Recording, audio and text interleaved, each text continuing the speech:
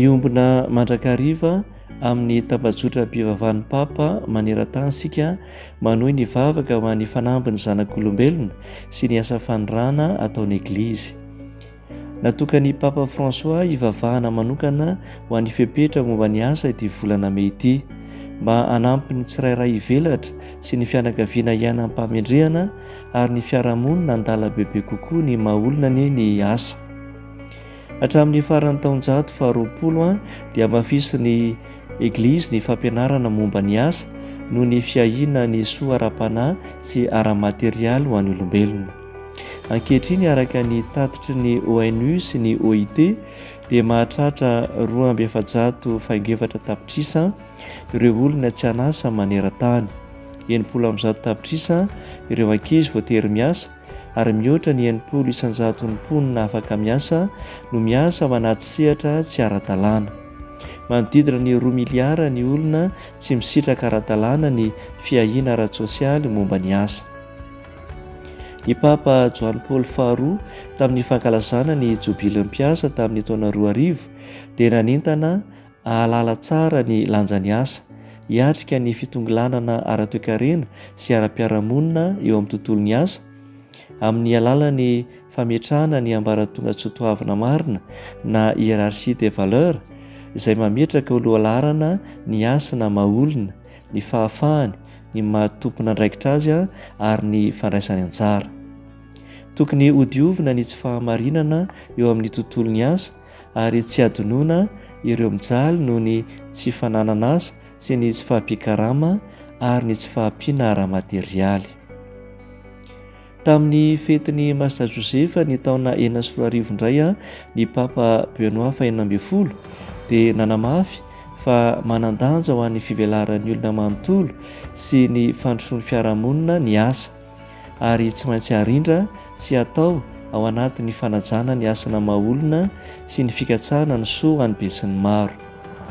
Tokony tsy hanaiky andevozin'ny asa ny olombelona ary tokony tsy hanompo asa velively ka hevitra fa ny asa no tena tanjon'ny fiainana.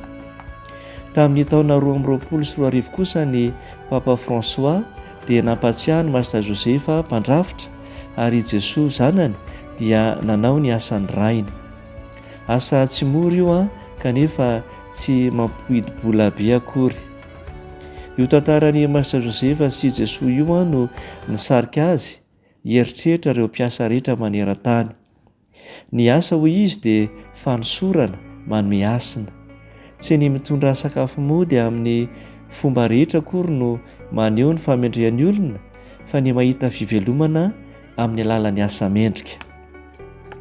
Tokony ampiroboroboina ny asa mampivelatra ny maha-olona ary adidy lehibe ho an'ny olombelona sy ny fiarahamonina ny fifehezana ny asa ary tsy azo akinina amin'ny sasatsasany fotsiny na hotopoina toy ny mahita lalam-bola manokana. Mampangoraka ny olona tsy hanasa sy tsy afaka mivimina sakafo ho any ankohonany kanefa dia natao ho an'ny olombelona ny asa. Tokony hampivelarina ny sehatra izay manatsara ny fifankahalalana sy ny fiaraha-miombina antoka eo amin'ny mpampiasa sy ny mpiasa ary eo amin'ny samy mpiasa.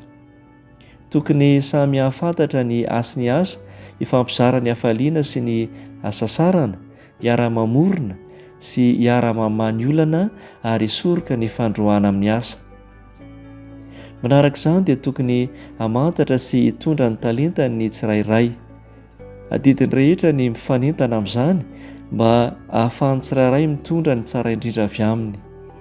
Ankoatr'izay dia tokony hifampizara ny fahaiza-manao ananana, hiala amin'ny fifaninanana tsy mahasoa sy ny fifanimbana.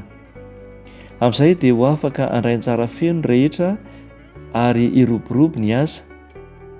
Farany dia tokony hilofo ny tsirairay hampanjaka ny fahamarinana eo amin'ny sehatry ny asa mba tsy hanambaka sy hamono ny hafa fa hitondra fanantenana, hampanjaka ny fihavanana sy ny firaisan-kina ary ny soa-iombonana. Izany toe-panahy izany dia manome vahana ny asana maha-olona sy ny fifanomezan-kasina, ny fifanajana ary ny fahafahana. Raha tanteraka izany dia homendrika ny fankalazantsika ny Eukaristia. Ny Eukaristia mantsy dia vavaka feno fanetretena ataon'ny mpiasa manolotra ny fiainany miaraka amin'i Jesosy eo amin'ny hôtely masina, vokatry ny tany sy ny asa tanan'ny olombelona, vokatry ny voaloboka sy ny asa saran'ny olombelona.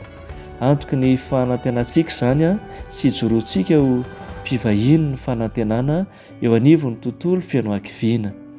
Maka tahaka ny fon'i Jesosy izay mangoraka ny olombelona ary mamaly fitia azy.